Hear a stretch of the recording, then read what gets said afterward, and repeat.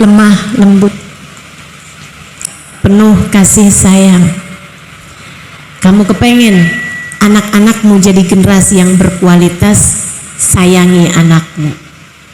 Yang sayang, ngomong sambil senyum, ngomongnya yang bagus, panggil dengan panggilan kesayangan. Sampaikan pada anakmu, nah, kamu adalah hadiah terindah yang Allah berikan dalam kehidupan ibumu. Nafasnya adalah nafasmu. Rezeki yang ada dalam tubuhnya, anggota tubuhnya terbentuk dari yang kamu makan. Kamu masukkan dalam mulutmu. Bagaimana kamu tidak cinta padanya? Kamu cinta padanya, saya yakin. Masalahnya hanya gengsi untuk kamu bisa menyampaikan hal itu kepada anak-anakmu. Sampaikan, sampaikan, sampaikan. Yang jadi anak juga jangan gengsi buat bilang sama ibunya, saya sayang sama ibu, saya sayang sama ibu, tetaplah sehat, panjang umur, saya sayang sama ibu. Sampaikan pada ibumu. Nanti kalau ibunya udah nggak ada, takut nyesel betapa kamu sebenarnya sangat menyayanginya.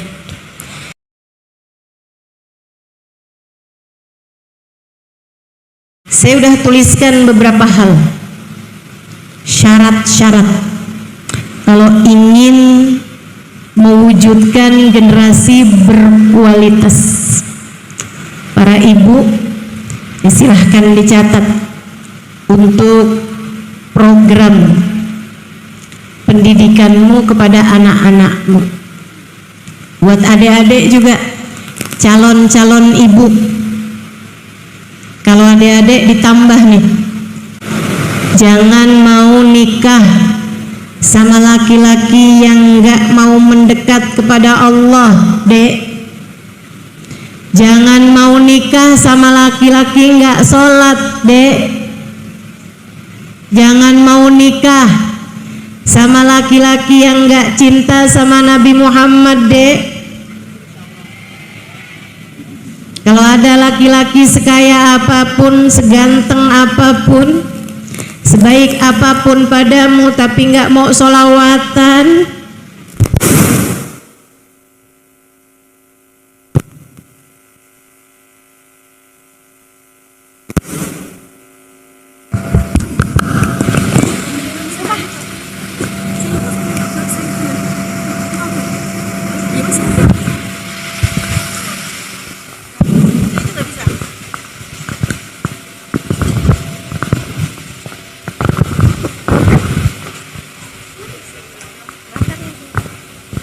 Allah. Iya, saya ulangi lagi ya. Jangan mau sama orang yang gak mau sama Allah, gak mau sama Nabi Muhammad. Gak usah terlampau banyak kriteria.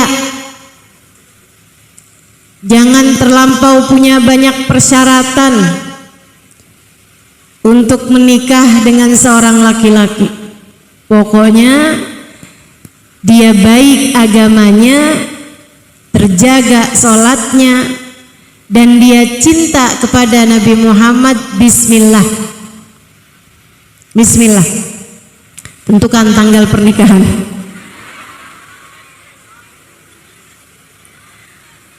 Dia memang gak sholat ustazah, tapi dia cinta mati sama saya. Dia bilang dia tak sanggup hidup tanpa saya.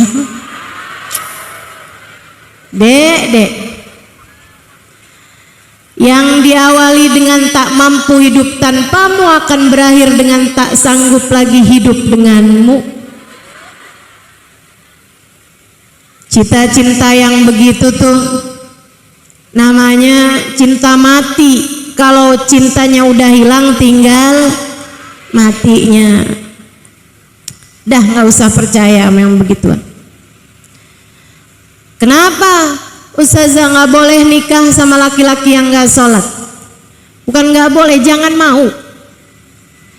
Allah aja dia tinggalin, apalagi kamu.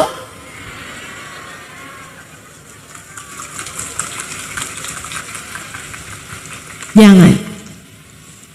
Itu akan membentuk generasi nantinya. Lihat agamanya. Dan untuk mendapatkan laki-laki yang soleh, dek, kamu pantaskan dirimu menjadi wanita yang soleha. Insya. Nah, kalau udah jadi ibu nih, pengen dapat menjadikan anak-anak kita generasi yang berkualitas, apa aja nih yang harus kita lakukan? Kekuatan tadi ini ya, kekuatannya berupa apa? Yang pertama, kamu harus punya ilmunya. Belajar, jangan berhenti belajar. Al-Quran, kitab panduan kehidupan kita, penuh berisi tentang tata cara membesarkan anak, apa yang harus dilakukan, apa niatnya. Kata Allah Subhanahu wa taala dalam Al-Qur'an, dalam rangka mendidik generasi, menghasilkan generasi berkualitas. Allah bercerita dalam Al-Qur'an, A'udzubillahi minasyaitonir rajim. Wa idz qalat imra'atu Imran. Wa idz qalat imra'atu Imran. Rabbi inni nadartu laka ma fi batni muharraran fataqabbal minni. Innaka antas sami'ul alim. Tatkala istrinya Pak Imran berkata, namanya Hanna. Hanna berkata, suaminya seorang nabi dan dia seorang perempuan yang sangat solehah, seorang perempuan yang sangat kuat dalam urusan kebergantungan, sandaran, dan menjadikan hidup hanya untuk Allah Subhanahu wa ta'ala. Menjadikan dia mengerti. Dia berkata ketika menyadari dirinya telah hamil, Rabbi inni nadartu laka ma fi batni muharraran fataqabbal minni. Ya Allah, aku nadarkan, aku jadikan kandungan yang ada dalam kandunganku ini, bayi, janin dalam kandunganku ini, ya Allah, aku nadarkan, aku jadikan sebagai persembahanku untukmu. Terimalah ia dariku ya Allah, sungguhnya engkau adalah zat yang maha mengetahui lagi maha mendengar. Saudaraku sekalian yang saya muliakan, dia tidak mencari jatah dari dirinya sendiri. Alhamdulillah hamil nih, mudah-mudahan umurnya panjang, nanti saya kalau tua ada yang ngurusin. Alhamdulillah nih hamil, nanti anak saya nih jadi anak yang akan saya didik membanggakan orang tuanya. Kamu lagi nyari jatah buat diri kamu sendiri. Urusannya antara kamu sama keinginanmu, antara kamu dengan hawa nafsumu, antara kamu dengan ego dirimu sendiri. Bahkan yang berselubung sekalipun, setan memang luar biasa pinternya, Bu. Ya Allah, saya hamil, nanti kalau saya meninggal dunia nih, ada yang melanjutkan pesantren saya. Jadinya nama saya nih gak redup, terus-terusan dikenang orang. Kamu lagi nyari apa? Nyari namamu, nyari dirimu, nyari hawa nafsumu untuk dipenuhi dengan anak yang kamu pikir akan segera kamu lahirkan itu. Alhamdulillah nih, saya hamil, saya akan punya anak. Suami saya gak akan kemana-mana kalau sudah ada anak, biar dia tambah semakin sayang sama saya. Itu juga pemikiran yang sangat salah. Lagian Kak, Mbak, gak gitu juga kok ceritanya. Berapa banyak istri-istri punya anak banyak, suami kalau mau kemana-mana aja. Betul? Gak gitu. Saudariku sekalian yang saya muliakan, tapi belajar dari perempuan solehah ini, karenanya memang kita tuh mesti belajar, terus belajar dari perempuan-perempuan solehah. Untuk itulah jangan berhenti belajar. Apalagi sekarang nih zamannya smartphone, jangan sampai handphonenya aja yang smart, kitanya enggak. Jangan sampai yang cerdas hanya HP-nya, yang megangnya tetap nggak cerdas juga. Manfaatkan yang ada untuk kita menuntut ilmu. Dengarkan kajian dari para ulama-ulama. Simak pembahasan-pembahasan dari orang-orang yang memang mengerti di bidangnya. Biar kita mengerti caranya menghadapi anak, mengerti caranya menghadapi suami sesuai dengan apa yang sudah Allah Subhanahu wa taala ajarkan dalam Al-Qur'an. Ini Sayyidah Hanna begitu tahu dirinya hamil, Rabbi inni nadartu laka ma fi batni muharraran. Ya Allah, aku jadikan apa yang ada dalam kandunganku persembahanku untukmu. Untukmu. Dia jadi hambamu ya Allah. Dia akan jadi yang jaga Masjidil Aqsa ya Allah. Aku jadikan. Katanya Hanna tinggalnya di sana di Palestina. Makanya ibu aneh bilang amin, tinggalnya di Lasem. Sayyidah Hanna dulu waktu hamil, dia itu berpikir anaknya akan menjadi hamba Allah Subhanahu wa taala, akan menjadi penjaga Masjidil Aqsa. Fataqabbal minni, ya Allah terimalah dariku. Sayyidah Hanna ketika bicara fataqabbal minni, ya Allah terimalah dariku, bukan asal doa tapi memantaskan diri.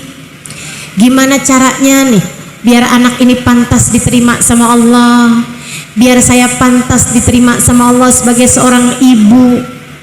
Caranya gimana? Dia pastikan rezeki yang masuk dalam perutnya hanya rezeki yang halal. Sebab innallaha thayyib la yaqbalu illa thayyiba. Allah itu bagus, tidak akan menerima kecuali yang bagus-bagus. Rezeki yang tidak halal hanya akan membuat seseorang tertolak di sisi Allah Subhanahu wa taala. Sayyidah Hanna memantaskan diri ibadah sepanjang hamil, zikir sepanjang hamil, dia jaga betul-betul waktunya, dirinya jauh dari dosa, akhlaknya dia jaga terus sampai melahirkan. Falamma wada'atha qalat rabbi inni wada'tuha untha wa laysa dzakaru kal untha wa inni sammaituha Maryam wa inni u'idzuha bika wa dzurriyyataha minasy syaithanir rajim. Fataqabbalaha rabbuha biqabulin hasan wa ambataha nabatan hasana wa kaffalaha Zakaria kullama dakhala 'alaiha Zakaria al-mihrab wajada 'indaha rizqa qala ya Maryam anna laki hadha qalat huwa min 'indillah innallaha yarzuqu man yasha'u bighairi hisab. Hunalika da'a Zakaria rabbah. Kata Allah, falamma wada'atha, ketika Sayyidah Hanna melahirkan anaknya, qalat rabbi inni wada'tuha untha, wah ternyata bayinya perempuan. Kaget, nggak mau, bukan. Tapi Sayyidah Hanna berpikir bahwa anak yang sudah ia persembahkan untuk Allah lahirnya laki-laki gitu. Karena ia mempersiapkannya untuk menjaga tempat termulia di negeri mereka, yaitu Masjidil Aqsa. Dan tentu saja yang menjaga masjid adalah laki-laki. Perempuan punya keterbatasan, datang bulan. Perempuan punya keterbatasan untuk menjaga masjidnya Allah SWT.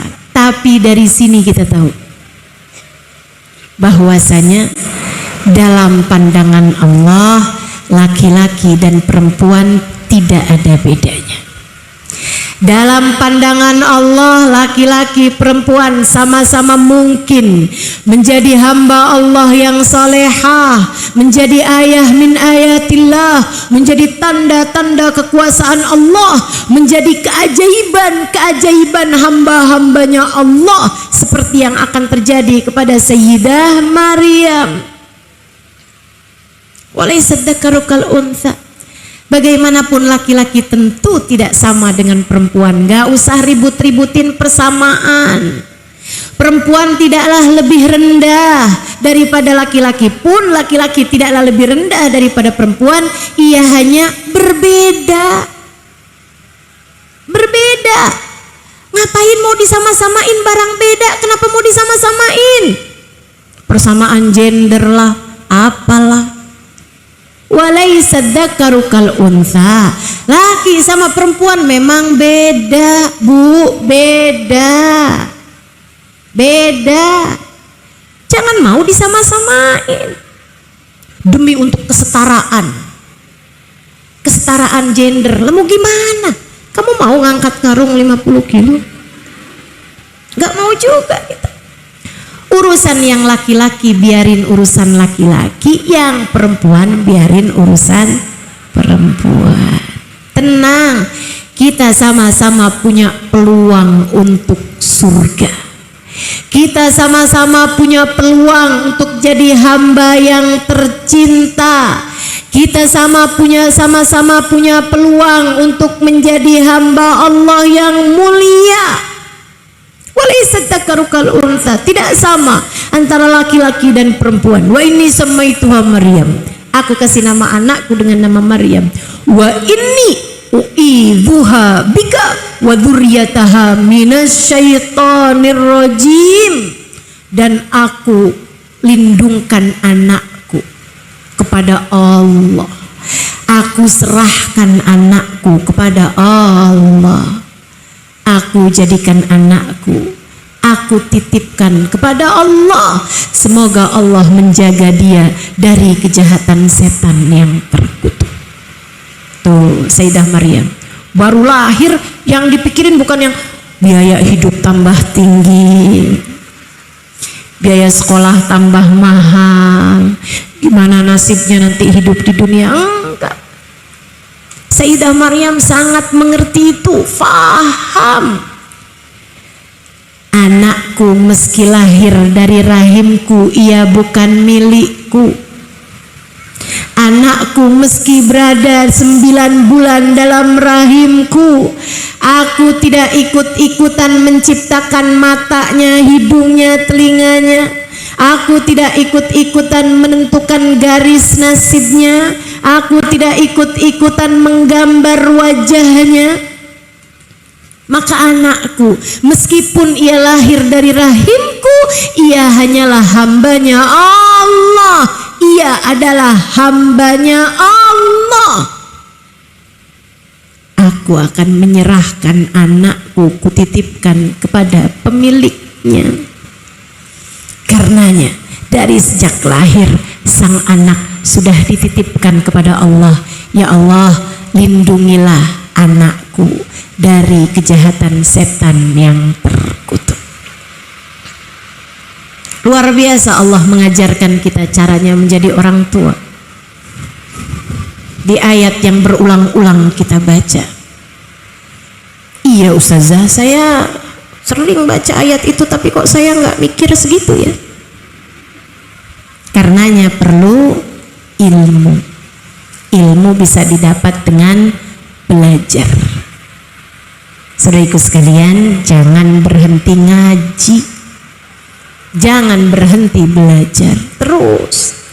Yang jadi anak nih yang belum nikah, belajar deh. Jangan sibuk aja nyari kenalan laki-laki yang ganteng, yang cakep. Ditanya, kamu nyantri udah berapa lama? 7 tahun. Tujuan nyantri biar dapat anak kiai lah.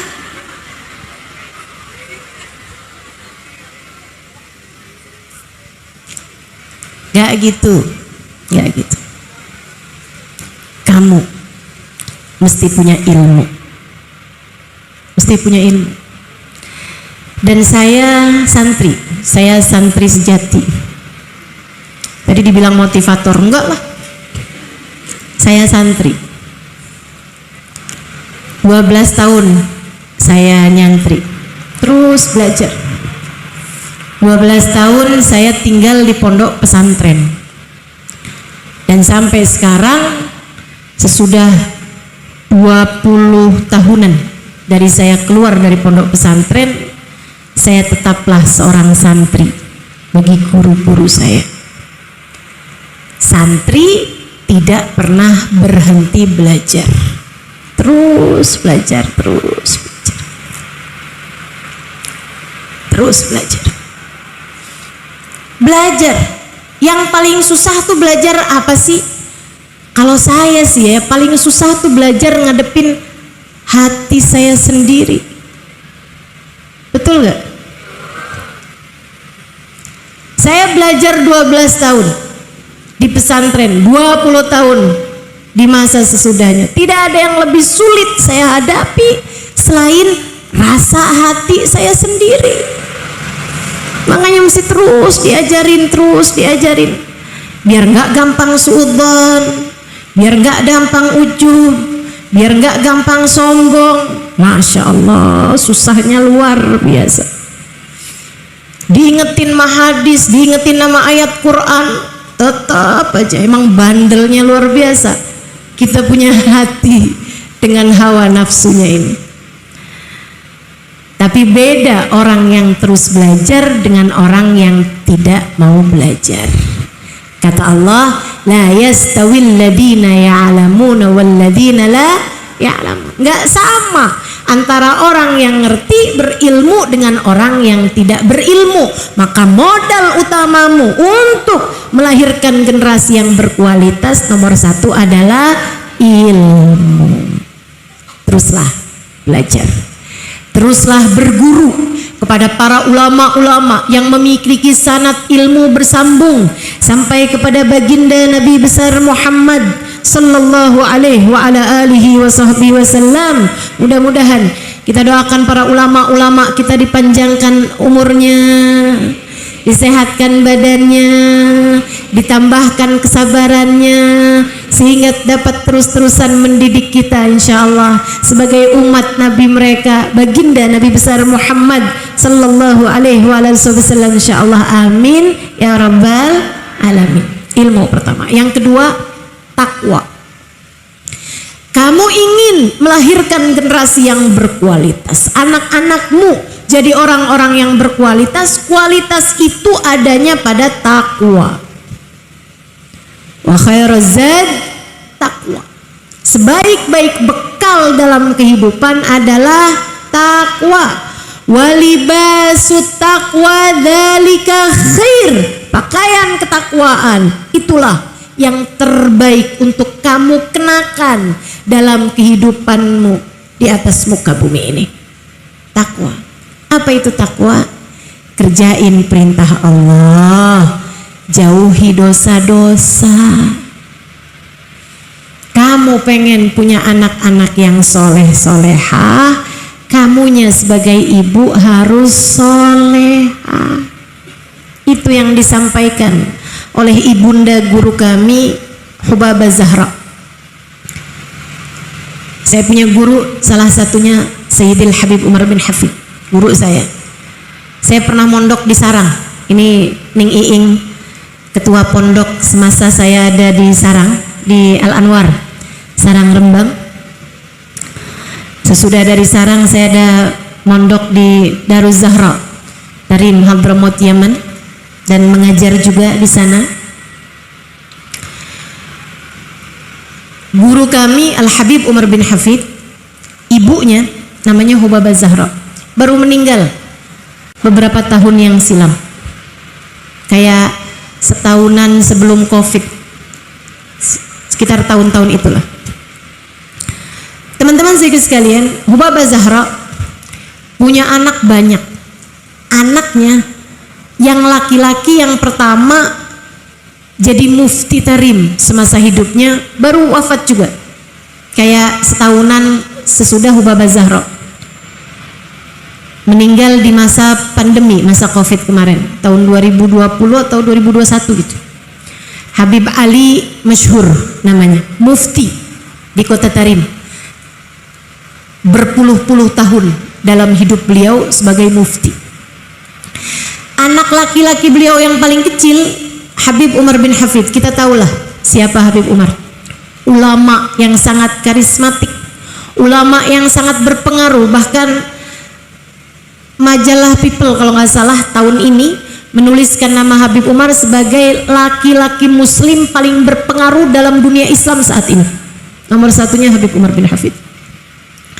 Teman-teman sekalian, Hubabah Zahra punya anak perempuan beberapa orang, saya kenal, saya banyak kenal putra-putri beliau, dan saya saksinya bahwa putra-putri beliau, putri-putri beliau yang saya temuin semuanya adalah perempuan-perempuan solehah, Masya Allah semuanya, orang-orang hebat semuanya.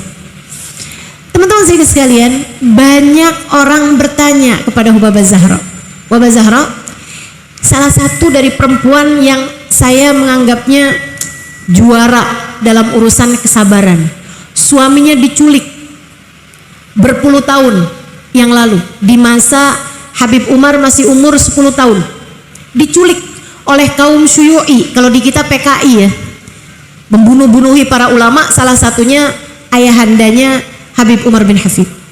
Akan tetapi teman-teman, bersama dengan kehidupan yang sangat berat beliau jalani sebagai seorang istri yang suaminya diculik, tahukah kamu, setiap kali kita memandang Hubabah Zahra rasanya kesusahan hilang semua karena beliau senantiasa tersenyum kepada siapapun. Ini perempuan kuat nih. Kenapa bisa begitu kuat? Kuat sandaran sama Allahnya, kuat pegangan sama talinya Allah. Dia laksanakan semua perintah-perintah Allah. Dia tinggalkan semua larangan-larangan Allah. Jauh dari dosa-dosa. Hidupnya dekat sama Allah Subhanahu wa taala. Ahli ibadah kepada Allah. Hubabah Zahra satu hari ditanya, Hubabah nih punya anak solehah. Anak Hubabah Habib Umar bin Hafid, Habib Ali masyhur, Masya Allah Hubabah, Masya Allah. Gimana sih caranya Hubabah biar punya anak kayak begitu? Pinter-pinter, manfaat-manfaat ilmunya, jadi cahaya yang menerangi, bukan hanya di Kota Tarim, bukan hanya di Provinsi Hadramut, bahkan bukan hanya di negeri Yaman, bahkan cahayanya bisa sampai seluruh dunia kayak ikut tercahayakan dengan cahayanya Habib Umar bin Hafid. Kok bisa Hubabah punya anak sampai kayak begitu gitu? Gimana caranya nih? Kita nih kepengen anak kita juga jadi anak yang soleh, jadi anak yang ilmunya manfaat gitu. Katanya beberapa perempuan datang kepada Hubabah Zahra. Beliau tanya, kamu punya anak? Iya Hubabah, ada anak saya Hubabah. Kamu pengen punya anak yang soleh? Iya Hubabah, pengen punya anak yang soleh, yang rajin sholat. Iya Hubabah, bener rajin sholatnya, seneng baca Quran. Iya Hubabah, bener yang kayak begitu anak saya. Kamu pengen punya anak baik hatinya? Iya Hubabah, baik hatinya, bermanfaat sama manusia. Kamunya bagaimana?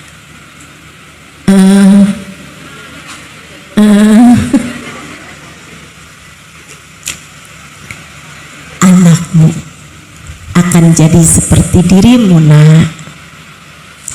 Anakmu adalah bayanganmu, kata Imam Ghazali. Mata yakunul aud mustaqima, mata yakunud dil mustaqima wal audu awaju. Bagaimana mungkin bayangan bisa lurus kalau benda yang berdiri adalah benda yang bengkok? Maka kamu kalau pengen punya anak yang soleh, pengen punya anak yang soleha, solehahkan pula lah dirimu. Pengen punya anak yang sholatnya terjaga, maka jagalah sholatmu. pengen punya anak yang bagus hubungannya sama Allah, bagus hubungannya sama Nabi Muhammad, maka kamu perbaikilah hubunganmu dengan Allah, perbaikilah hubungan hatimu dengan Nabi Muhammad. Sebab anak hanya akan menjadi seperti orang tuanya. Solehahkan dirimu, anak-anakmu akan menjadi solehah sepertimu. Itu yang kedua, namanya takwa. Pengen punya anak generasi yang berkualitas, maka tingkatkan pula lah kualitas hidupmu. Yuk belajar, sama-sama bergerak menuju kebaikan, insya Allah. Bapak Zahra nih, saya di masa pandemi karena nggak banyak majelis yang ditutup di Jakarta, sehingga saya menulis buku.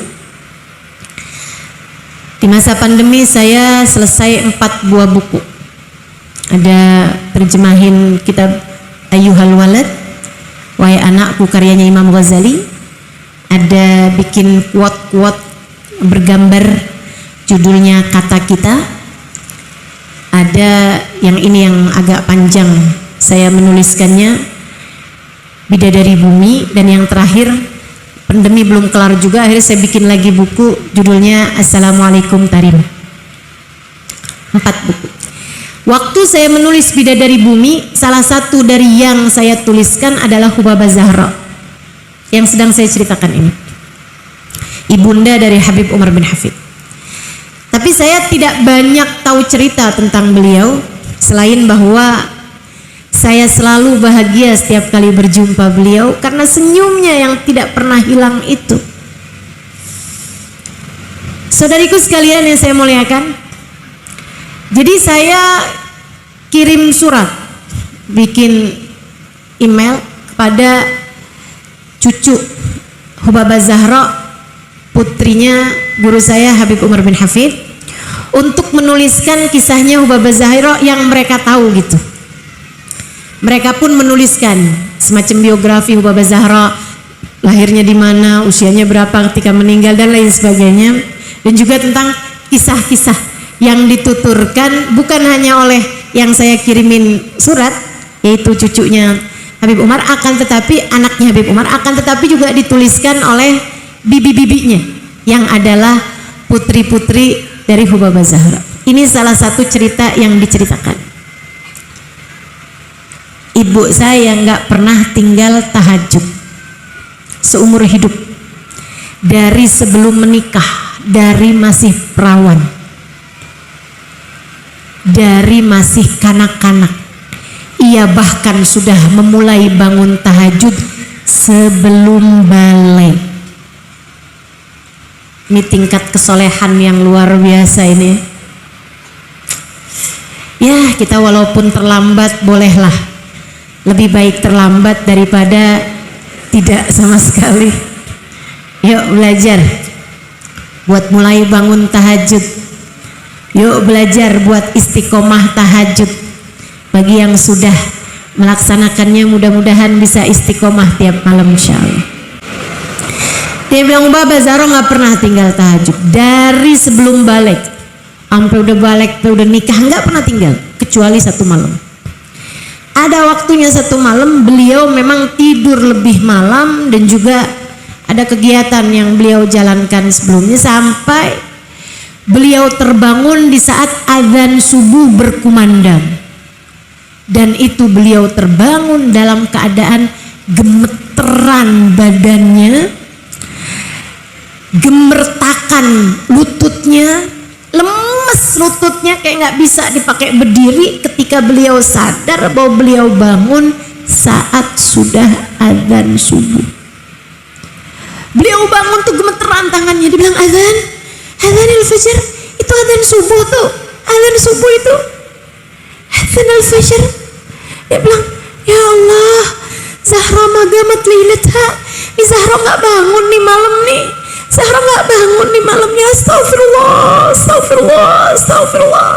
Beliau nangis terseduh-seduh sebelum beliau kemudian pergi ke tempat kamar mandinya. Ya Allah, Zahra nggak bangun di malam, Zahra nggak bangun. Astagfirullah, astagfirullah, maafin Zahra ya Allah, maafin Zahra ya Allah. Nggak lagi-lagi ya Allah, maafin Zahra ya Allah, maaf ya Allah, maaf ya Allah. Beliau pergi wudhu masih dengan gemeteran tubuhnya. Keluar dari kamar mandi. Sebelum mengerjakan sholat subuh dan qobliyah subuh, beliau sholat taubat dulu 2 rakaat. Mentaubati tidak bangun malamnya beliau.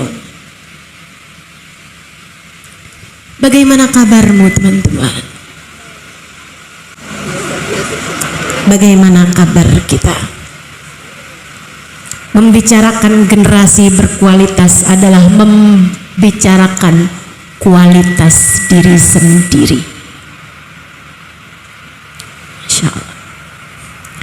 Kata putri-putrinya, sepanjang hari itu adalah hari di mana kami mendapati ibu kami menangis sepanjang hari. Sampai besoknya baru berhenti nangisnya ketika malam besoknya beliau kembali tahajud dan tidak pernah ditinggalkan sampai beliau meninggal dunia.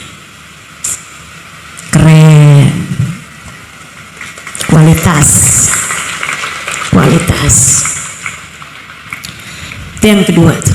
Yang ketiga, kalau kamu ingin melahirkan generasi yang berkualitas, kamu harus menghadapi anak-anakmu dengan penuh kasih sayang. Dalam bahasa Arab, rifq, kata Nabi Muhammad SAW,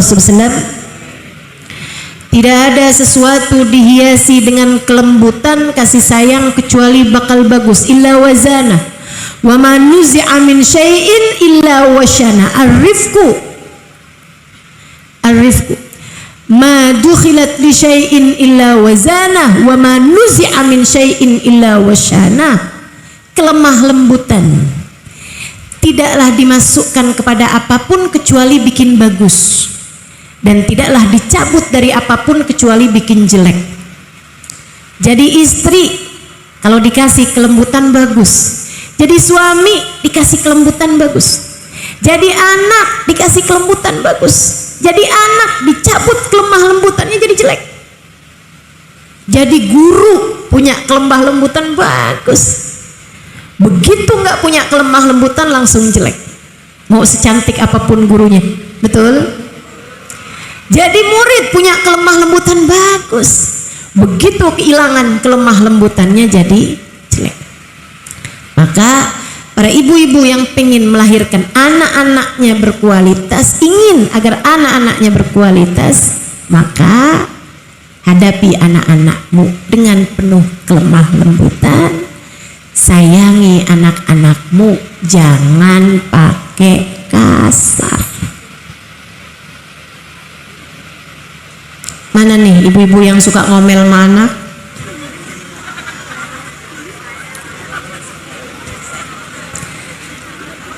Ibu saya baru meninggal dunia setahun yang lalu, bulan November, setahun sebulan dari sekarang. Sepanjang saya jadi anaknya, saya nggak pernah tahu ibu saya marah sama saya, nggak pernah. Nggak pernah, sama sekali. Saya nggak tahu ibu saya marah sama saya kayak gimana modelnya tuh, nggak tahu. Lembut. Kalau anaknya lagi berantem gitu kan, kemudian namanya anak-anak kan ada masa-masanya beranteman anaknya. Mi, kan yang bener ini ya Mi ya, kan yang bener saya Mi ya. Iya. Dan anak yang satu lagi datang, Mi kan yang bener saya Mi. Iya. Diiyain aja semua Mi saya. Gak pernah marah, gak pernah keluar kata-kata yang tidak baik, kasar gitu kepada saya. Bahkan di saat Umi saya meninggal dunia teman-teman, itu ada beberapa orang dari yang kawannya yang sering ada di masjid atau pembantu rumah tangga kami yang tinggal berapa tahun dari sejak saya kecil dulu. Datang saat Umi meninggal takziah. Bahkan abah saya, suaminya yang membersamai 50-an tahun hidupnya, mereka mengatakan hal yang sama. Umi tidak pernah berkata tidak baik. Umi nggak pernah ngomong nggak bagus. Masya Allah. Lemah lembut, penuh kasih sayang. Kamu kepengen anak-anakmu jadi generasi yang berkualitas, sayangi anakmu. Yang sayang, ngomong sambil senyum, ngomongnya yang bagus, panggil dengan panggilan kesayangan, sampaikan pada anakmu, nah, kamu adalah hadiah terindah yang Allah berikan dalam kehidupan ibumu. Pernah ngomong begitu? Iya. Padahal sebenarnya iya, bukan? Siapa di antaramu yang gak sayang sama anak? Gak ada. Saya yakin semua ibu sayang sama anaknya. Saya yakin semua ibu cinta sama anaknya. Kamu bahkan sudah cinta padanya, jatuh cinta padanya di awal kali kamu melihatnya. Pertama kali ia kamu gendong dalam peganganmu, dalam gendonganmu. Tidakkah kamu jatuh cinta padanya? Seseorang yang kamu bernafas bersama dengannya dalam satu hembusan nafas. 9 bulan ia berada dalam rahimmu, teman-teman. Nafasnya adalah nafasmu. Rezeki yang ada dalam tubuhnya, anggota tubuhnya terbentuk dari yang kamu makan. Kamu masukkan dalam mulutmu. Bagaimana kamu tidak cinta padanya? Kamu cinta padanya, saya yakin. Masalahnya hanya gengsi untuk kamu bisa menyampaikan hal itu kepada anak-anakmu. Sampaikan, sampaikan, sampaikan. Yang jadi anak juga jangan gengsi buat bilang sama ibunya, saya sayang sama ibu, saya sayang sama ibu. Tetaplah sehat, panjang umur, saya sayang sama ibu. Sampaikan pada ibumu. Nanti kalau ibunya udah nggak ada, takut nyesel betapa kamu sebenarnya sangat menyayanginya, tapi kamu tidak pernah menyampaikannya.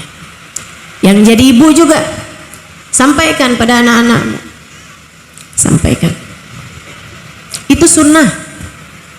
Nabi menyampaikannya sama anak-anaknya. Nabi menyampaikan, Fatimah bid'atun minni, kata Nabi, separuh aku Fatimah. Membahagiakan hatiku apapun yang membahagiakan hatinya, menyedihkan hatiku apapun yang menyedihkan hatinya. Masya Allah. Yuk, penuh kasih sayang, berlemah lembut, pegang tangannya, cium keningnya, dekap ia. Sayangi anak-anak. Itu syarat mutlak untuk anak menjadi berkualitas. Saudariku sekalian yang saya muliakan, yang keempat, rezekinya mesti halal. Yang tadi saya sampaikan, karena rezeki itu kayak bensin, rezeki itu bahan bakar. Kalau bahan bakarnya bagus, hasilnya bagus. Modal, rezeki itu modal. Man akalal halal, kata Asyibli, man akalal halal ata'at jawarihuhu sya'am aba, wa man akalal haram asat jawarihuhu sya'am aba. Siapa yang masuk makanan dalam perutnya halal, anggota tubuhnya akan berbuat taat, mau atau tidak mau. Siapa yang makanan masuk dalam perutnya haram akan berbuat maksiat, anggota tubuhnya mau atau tidak mau. Kamu kepengen anak-anakmu menjadi anak-anak yang berkualitas, bagusin nafkah mereka, bagusin makanan yang masuk dalam perut mereka. Gak terlalu enak, gak apa-apa, yang penting halal. Gak mahal, gak apa-apa, yang penting halal. Pastikan yang mereka kenakan dibelinya dari uang halal. Pastikan yang mereka makan didapat uangnya dengan uang yang halal. Bu, nggak apa-apa kok, nggak punya yang berlebihan, nggak apa-apa, nggak apa-apa. Saya sering sampaikan kepada teman-teman saya di mana-mana tempat, sesedikit apapun rezeki yang kamu punya cukup untuk membiayai hidupmu. Namun sebanyak apapun rezeki yang kamu punya nggak akan cukup untuk membiayai gaya hidupmu. Maka kalau pengen hidup dalam keadaan tenang, jangan kebanyakan gaya. Gitu. Pengen punya ini, pengen punya itu, uangnya nggak ada, sampai berani hutang riba. Pakai utang ke rentenir, haram, haram, haram. Kalau udah haram yang masuk dalam perut anakmu, haram yang masuk dalam perutmu, haram yang kamu kenakan, belinya pakai uang yang haram, anggota tubuhmu hanya akan berbuat dosa demi dosa. Susah, berat. Mau dipakai tahajud berat, mau dipakai ngafal Quran berat. Dah, rezeki yang halal, insya Allah. Rezeki yang halal, pastikan rezeki yang masuk adalah rezeki yang halal. Ustazah yang kerja suami saya, sampaikan kepada suaminya, Bang, Mas, jangan pernah berani-berani bawa rezeki yang tidak halal ke dalam rumah kita. Sebab kita punya hidup yang harus kita jalani dan akan berat mengerjakan ketaatan kalau kita membiayai kehidupan kita dari rezeki yang haram. Susah masuk surganya kalau rezekinya haram. Dah, sedikit-sedikit nggak apa-apa, yang penting halal, insya Allah. Yang kelima, teman-teman saya sekalian, kalau kamu kepengen anak-anakmu berkualitas, kenalkan anakmu dan dirimu, tentu saja awali dengan dirimu. Kenalkan anakmu dan awali dengan dirimu dulu untuk cinta kepada orang-orang soleh.